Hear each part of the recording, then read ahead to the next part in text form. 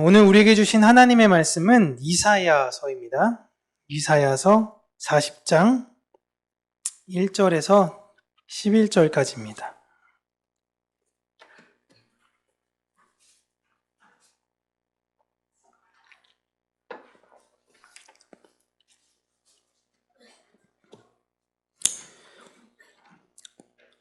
제가 가지고 있는 성경책은 구약성경 1014쪽입니다. 이사야 40장 1절에서 11절까지 우리 함께 읽겠습니다. 너희의 하나님이 이르시되 너희는 위로하라. 내 백성을 위로하라. 너희는 예루살렘의 마음에 닿도록 말하며 그것에게 외치라. 노역의 때가 끝났고 그 죄악이 사함을 받았느니라. 그의 모든 죄로 말미암아 여호와의 손에서 벌을 배나 받았느니라 할지니라 하시니라. 외치는 자의 소리여 이르되 너희는 광야에서 여호와의 길을 예비하라. 사막에서 우리 하나님의 대로를 평탄하게 하라. 골짜기마다 도두어지며 산마다 언덕마다 낮아지며 고르지 아니한 곳이 평탄하게 되며 험한 곳이 평지가 될 것이요 여호와의 영광이 나타나고 모든 육체가 그것을 함께 보리라. 이는 여호와의 입이 말씀하셨느니라. 말하는 자의 소리여 이르되 외치라. 대답하되 내가 무엇이라 외치리까 하니 이르되 모든 육체는 풀이요 그의 모든 아름다움은 들의 꽃과 같으니 풀은 마르고 꽃은 시듬은 여호와의 기운이 그 위에 붐이라. 이 백성은 실로 풀이로다. 풀은 마르고 꽃은 시드나 우리 하나님의 말씀은 영원히 서리라 하라. 아름다운 소식을 시온에 전하는 자여 너는 높은 산에 오르라. 아름다운 소식을 예루살렘에 전하는 자여 너는 힘써 소리를 높이라. 두려워하지 말고 소리를 높여 유다의 성읍들에게 이르기를 너희의 하나님을 보라 하라. 보라, 주 여호와께서 장차 강한 자로 임하실 것이요 친히 그의 팔로 다스리실 것이라. 보라, 상급이 그에게 있고 보응이 그의 앞에 있으며 그는 목자같이 양떼를 먹이시며 어린 양을 그 팔로 모아 품에 안으시며 젖먹이는 암컷들을 온순히 인도하시리로다. 아멘. 오늘 우리 위로하여라 라는 제목으로 하나님의 말씀을 우리 사랑하는 성도님들과 함께 나누도록 하겠습니다. 올해 우리에게 표어는 위로라고 결정을 했는데요. 올 한 해 여러 가지 다짐들, 여러 가지 여러분께서 이제 세우신 계획들이 있으시겠지만 특별히 하나님의 백성으로 올 한 해 살아가겠다라고 다짐하실 때 먼저 착한 이가 되겠다라는 생각은 잠시 내려놓으시고 하나님에 대한 생각을 더욱더 그 마음 안에 굳건하게 하시는 한 해가 되시기를 바랍니다. 부모가 자녀들에게 모범을 보인다라고 이야기를 많이 하죠.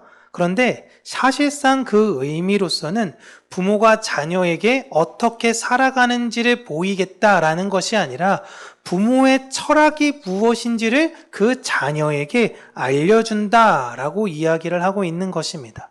그래서 절대 부모는 자녀에게 있어서 친구와 같을 수가 없어요.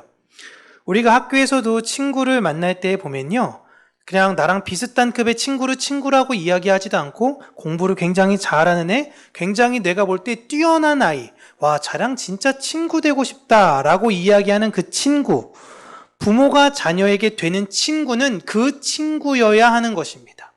우리가 자꾸 착각해서 내 동급생 그냥 같이 어울리고 같이 허랑방탕하게 같이 그냥 그렇게 가는 친구들처럼 어울리기를 원하는 것이 아니라 부모는 그 자녀에게 철학을 전해줄 수 있고 그 앞서 저 사람을 참 닮고 싶다. 그런 친구의 모습으로 우리 부모님들이 세워져 가듯이 올 한 해 여러분 안에 하나님을 향한 그 철학을 분명히 다지게 되면요. 그러한 길을 여러분들께서 걸으실 수 있게 되실 것입니다. 그래서 먼저는 내가 선한 사람이 돼야지, 더 내 혈기를 억눌러야지, 더 내가 착한 사람이 돼야지, 이런 생각은 너무나 좋고 너무나 유익하지만 그보다 앞서 내가 어떠한 철학을 가지고 살아갈 것인가, 내가 이 세상을 살아갈 때에 수많은 유혹과 수많은 어려움이 나에게 있을 텐데 내가 어떠한 철학을 가지고 하나님 앞에 살아갈 것인가를 여러분께서 계속적으로 고민하며 사는 한 해가 되셨으면 좋겠습니다. 네, 싫으세요? 네, 그렇게 살기? 네. 오늘 이사야서 40장 말씀을 보시면 이제 쭉 읽어보셨을 때의 느낌이 오시다시피 하나님께서 복음의 내용을 하나님의 백성들에게 전하라 라고 이야기를 하고 있습니다. 하나님을 모르는 이들에게 전하라 라는 것이 아니라 하나님 백성들을 위로하라 라고 이야기를 하고 있죠. 이 본문에서 위로한다 라는 원어의 의미를 보면요, 다시 숨쉬게 한다 라는 뜻을 가진 말입니다. 숨이 막힌 것 같은 너무 절망적인 그런 상황에서 그가 다시금 숨을 쉴 수 있도록 누군가는 생명을 전해주어야 한다라는 내용을 이야기하고 있어요. 즉 우리가 성경, 특별히 구약 성경에서 하나님의 위로, 예수 그리스도의 위로라는 이야기를 받을 때는 이 단어가 생명과 같은 의미구나라고 생각하시면서 해석하시면 좋습니다. 그렇다면 이스라엘이 당시에 어떠한 모습이었나, 또 이 말씀을 전했던 시기는 어떤 시기를 염두에 두고 예언한 것인가 라고 보면 이스라엘이 바벨론 포로를 끝나고 난 이후의 모습을 보여주고 있어요. 그때 이스라엘의 모습이 어땠을까요? 이제 갓 포로에서 풀려난 그들이 어떤 대단한 일을 할 수 있을 것이며 어떠한 규모의 일들을 할 수 있었을까요? 이스라엘 당시에는 부유하지도 않았고요, 강대국도 아니었습니다. 그런데 하나님께서는 그들에게 누군가를 살릴 수 있다라고 이야기를 하고 계시는 거예요. 하나님은 이스라엘의 모든 상황과 형편을 다 아시면서 이러한 요구를 하고 계시는 겁니다. 이와 같이 우리에게도 하나님은 동일하게 이야기하고 계시죠. 우리가 부유한 조건이 되어서 다른 이들을 도울 수 있는 것이 아닙니다.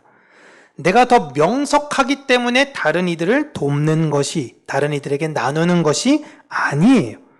그 나눔의 마음이 내 마음에 들어가 있는 것이고, 우리는 내 재능을 다른 사람들에게 전해주는 것이 아니라 내게 주신 하나님의 그 생명, 예수 그리스도의 그 생명을 이웃들에게, 특별히 교회에게 전해주는 것입니다.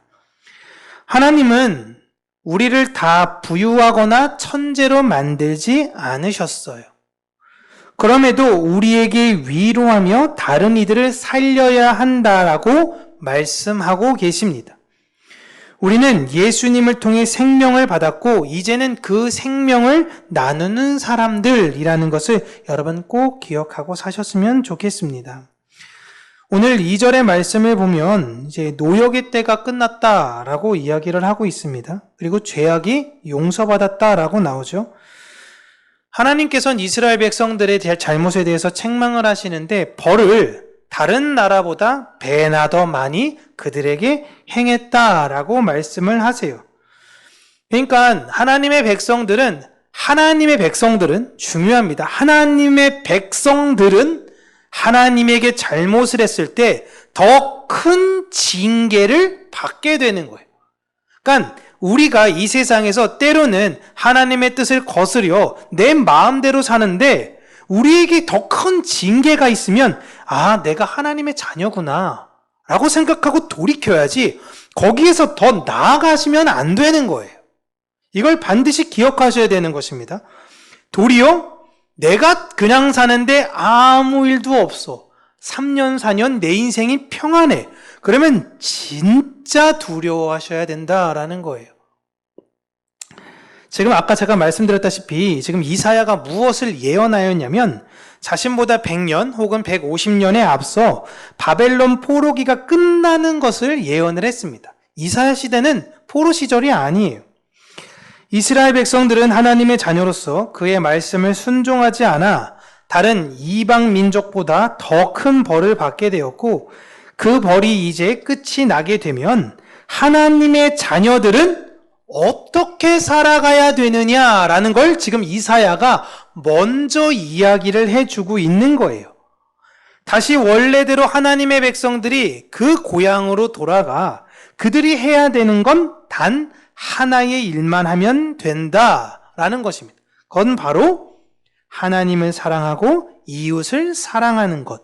그게 전부야. 그리고 이게 바로 위로란다라고 이야기를 하고 있는 것입니다. 그런데 그 위로를 직접 주러 메시아께서 오실 거다라고 이야기를 하고 있습니다. 우리는 그 메시아께서 오시는 길을 잘 준비하는 사람들이다라고 이사야가 이야기를 하고 있습니다. 이 메시아의 길을 잘 준비했던 대표적 사람은 세례 요한이었어요. 그는 예수님께 세례를 베풀며 예수님이 하실 일을 증언했던 사람입니다. 그의 오실 길을 진짜 예비했던 사람이에요. 그리고 그것은 세례 요한만의 모습이 아니라 모든 교회들이 이젠 다시 오실 메시아를 위해서 해야 하는 일입니다. 교회가 하는 사역은 세례를 통해서 그 사역을 전달하는 역할을 하고 있는 거예요.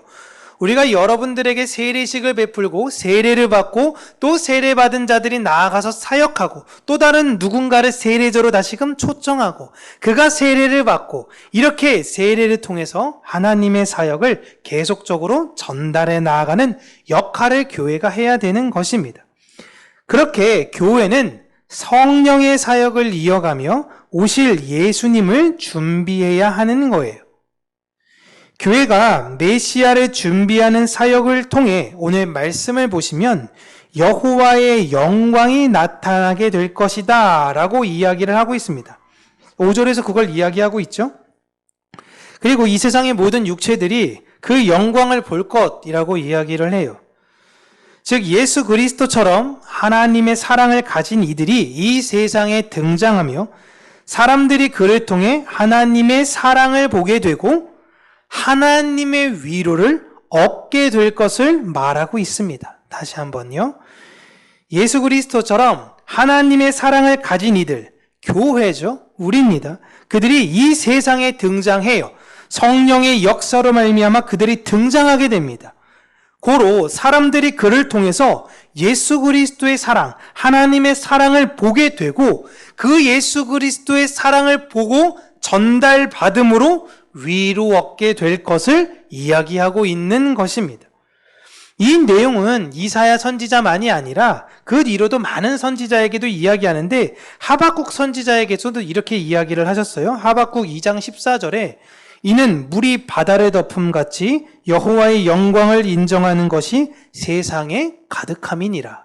우리가 찬양으로 많이 알고 있는 구절이죠. 물이 바다 덮음같이.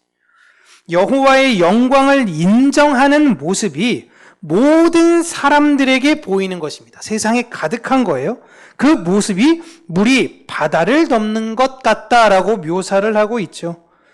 하나님의 영광을 위해 오신 예수 그리스도만을 드러내는 교회들이 구약 성경으로 이야기하고 하박국으로 이야기하면 그 의인들이 이 세상에 드러나게 될 것을 말하고 있습니다.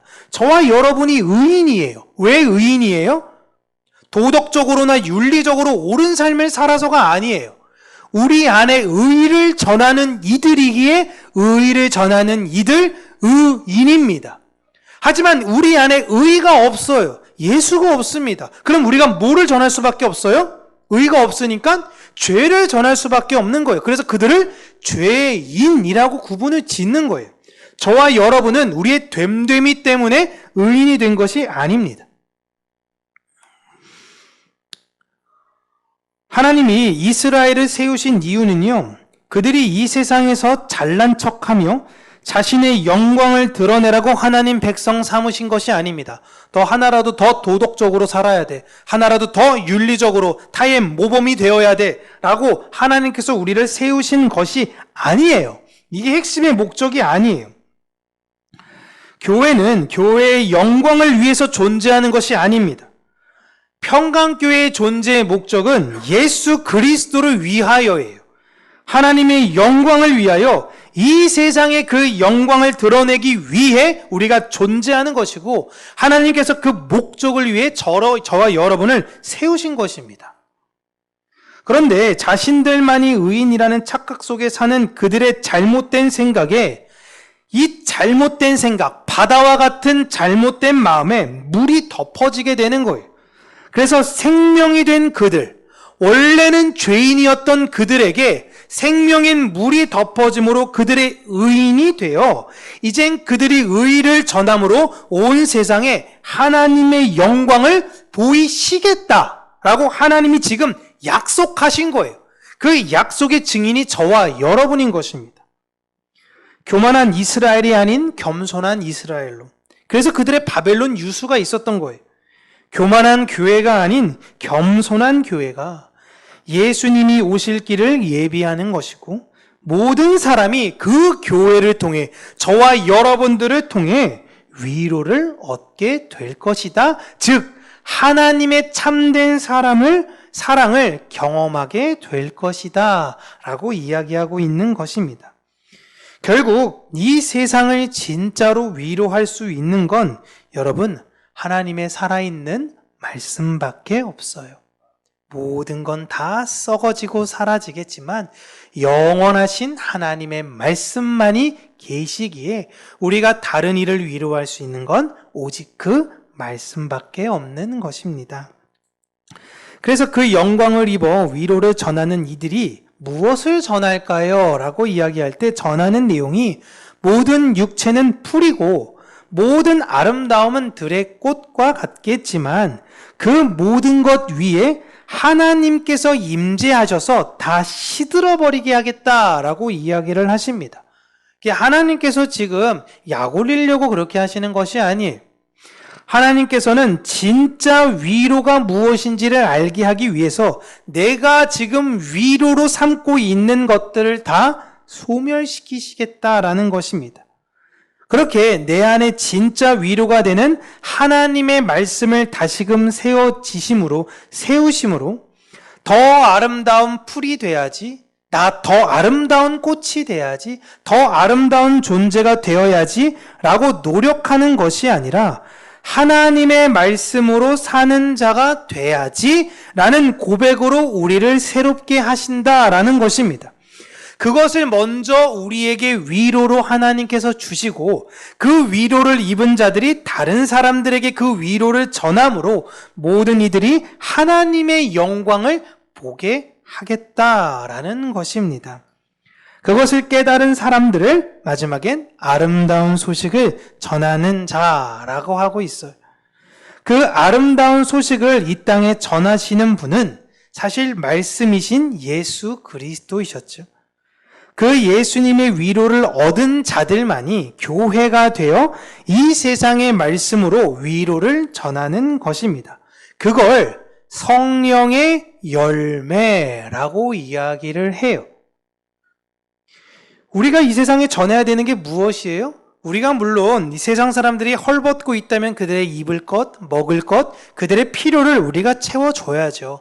당연히 그들의 어려움이 있다면 그들의 어려움이 있어서 우리가 먼저 손을 내미는 게 맞습니다. 그러나 그보다 더 우리가 그들에게 진짜 주어야 하는 것은, 너 당장 오늘 밤에 죽어서 우리가 어떻게 될지 모르는 그 운명 가운데 하루하루 불안하며 두려워하며 사는 것이 아니라 하늘의 위로이신 그 말씀을 먹음으로 이젠 너 스스로가 이 세상을 살 때에 위로자로 살아야 한다라는 걸 교회는 전해줘야 된다라는 거예요. 그리고 그 예수님은 이 세상에 화려함으로 오신 것이 아니라 낮아짐과 겸손함으로 우리에게 오셨듯이, 우리가 가진 잘못된 위로, 우리가 예수님을 바라보며 이 세상에서 화려해지고 싶고, 우리가 예수님을 바라보며 이 세상에서 인기가 많아지고 싶었던 그 어떤 잘못된 우리 안에 있던 위로를 우리는 이제 다 내려놓고 다시금 하늘의 위로를 집중하여 우리가 하늘의 위로를 이 세상 가운데에 겸손함으로 드러내게 될 때에 세상 사람들은 진짜 위로가 무엇인지를 깨닫게 된다라는 거예요. 이게 교회가 가진 위력이에요. 교회는 이 세상에서 부유함과 이 세상의 인기와 이런 걸로 예수 그리스도의 이름과 하나님의 이름을 증거하는 곳이 아닙니다. 우리 교회가 비록 너무 작고 지금도 사실은 모든 불을 끄면 빛 하나 들어오지 않는 이런 공간 속에서 예배를 드리고 있지만 우리는 분명 하나님께서 세우신 이 세상의 빛된 존재들이에요. 우리 평강교회를 통해서 하나님께서 일하시려고 하는 계획이 있으시고 우리는 그걸로 인해서 우리의 일에 집중해 하나님의 위로를 이 세상 가운데 잘 드러내면 된다는 것입니다. 여러분, 어느 곳에서 여러분이 이 세상에서 참된 위로를 경험하셨습니까? 예수 그리스도의 위로를 경험하신 분들은요, 진짜 위로가 예수님밖에 줄 수 없다라는 걸 알아요. 그런데 가장 비극은 예수 그리스도의 위로를 모르면서 예수 그리스도의 위로를 받은 척하는 경우가 가장 큰 비극인 것이고 세상 사람들은 그 위로에 관심조차 없습니다. 내가 예수 그리스도의 그 위로를 내 안에 채워본 경험이 없으니 내 안에 위로가 되었던 건 이 세상의 여러 가지 방법들이었던 것입니다. 내 자녀를 통하여, 내 승진을 통하여, 내 부와 내 명예를 통하여 이 세상에서 얻었던 그 잠시의 위로, 그 잠시의 위로를 매달려서 살아갈 수밖에 없는 것이 이 세상 군상들의 모습이라면 예수 그리스도로 말미암아 영원한 그 말씀의 위로를 받는 자들은 흔들리지 않는 위로로 이 세상을 살아갈 수 있다라는 것을 저와 여러분들께서 이 땅 가운데서 보여주셔야 된다라는 거예요.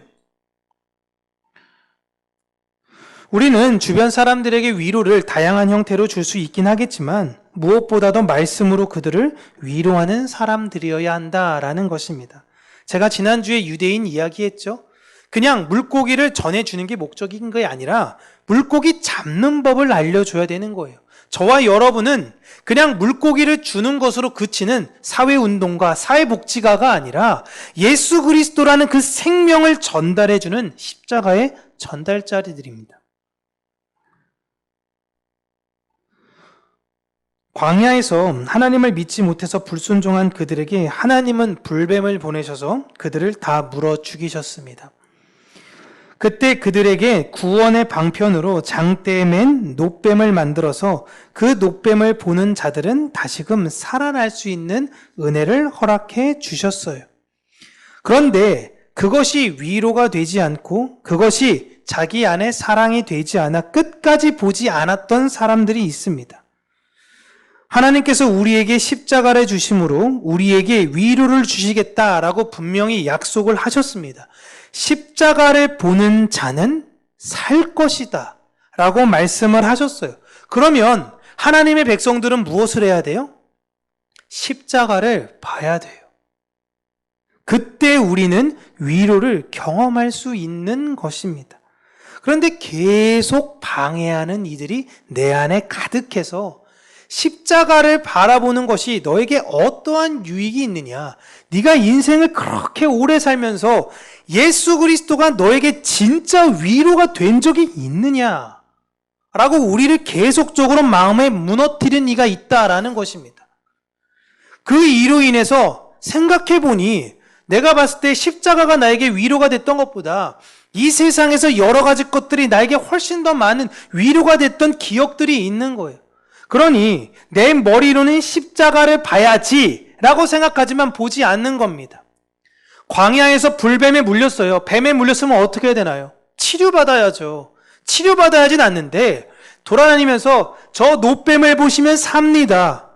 그게 말이 되냐라는 거예요. 내가 여태까지 인생 살면서 뱀에 물려가지고 어떤 장대를 봤더니 살아난 사람이 단 한 명도 없었는데 어떻게 나는 뱀에 물렸는데 장대를 보면 살 수 있겠느냐? 빨리 의사 데리고 와라. 빨리 내 이 모든 것들을 치료해줘라. 그들은 다 죽었어요. 왜 하나님은 이와 같이 때로는 말도 안 되는 것들을 우리에게 요구하시는 것일까요? 잠시 어찌 보면 사탄이 우리에게 이야기했던 것처럼 우리의 인생은 풀릴 수도 있습니다. 잘 나가는 것처럼 보일 수도 있어요. 그러나 그것이 결국엔 나를 더 깊은 수렁에 빠뜨린다라는 것을 결국에는 모르는 거예요. 여러분, 십자가를 바라보셔야 된다라는 것입니다. 제발 구덩이에 빠지기 전에 그 십자가의 위로를 여러분들께서 경험하시기를 바랍니다. 그리고 그 십자가를 여러분 이웃들에게 전해주시는 위로의 사람들이 되셨으면 좋겠습니다. 어려움에 빠진 이들에게 사회 구호적 메시지를 우리는 이야기하는 곳이 아닙니다. 마음에서부터 시작이 되어지는 그 위로, 누구도 흔들 수 없는 그 위로, 내가 확실히 경험했기 때문에 그 누구의 앞에 서더라도 당당하게 이야기할 수 있는 그 위로가 저와 여러분들 삶에 충만한 한 해가 되었으면 좋겠습니다. 우리의 이론과 우리의 태도가, 여러분, 우리가 왜 계속 예배를 드려야 되고 우리가 계속 말씀을 읽어야 되고 우리가 계속 하나님을 의지하는 그 습관과 여러분들 훈련을 하셔야 돼요. 그게 되지 않으면 우리 인생에 반드시 반드시 위기가 닥칩니다. 우리 인생이 계속 평탄하게 살 수가 없어요. 어떠하게 어떤 일론지 모르겠지만 어려운 일이 반드시 있어요. 그런데 본능적으로 장대에 있는 노뱀을 쳐다보지 않게 돼요. 내 생각과 내 방법을 먼저 해요. 기도하세요. 말씀 읽으세요. 아는데 안 돼요. 그렇기 때문에 여러분, 매일매일 습관이 되셔야 된다라는 것입니다. 하루에 성경 한 장 읽는 거 여러분 사실 사지가 멀쩡하면 읽을 수 있잖아요. 그렇지 않습니까? 난 진짜 성경책을 넘길 힘이 없어. 내가 몸이 막 힘들어서. 그렇지 않잖아요. 우리가 한 장 읽을 수 있고 우리가 하루 1분 기도할 수 있잖아요. 하나님, 내가 오늘 기도의 시간을 많이 하지 못하겠지만 하나님을 의지하는 한 해가 되게 하여 주시옵소서. 이것이 내 습관이요 내 태도가 되게 하여 주시옵소서. 날마다 여러분 하나님께 이렇게 고백하세요. 여러분이 위기의 날, 여러분이 진짜 어려울 때에 어떡하지? 무엇하지? 목사님 도와주세요. 목사님 살려주세요. 이게 아니라 여러분이 진짜 여러분을 살릴 수 있는 그분이 여러분 안에 위로가 되실 것입니다.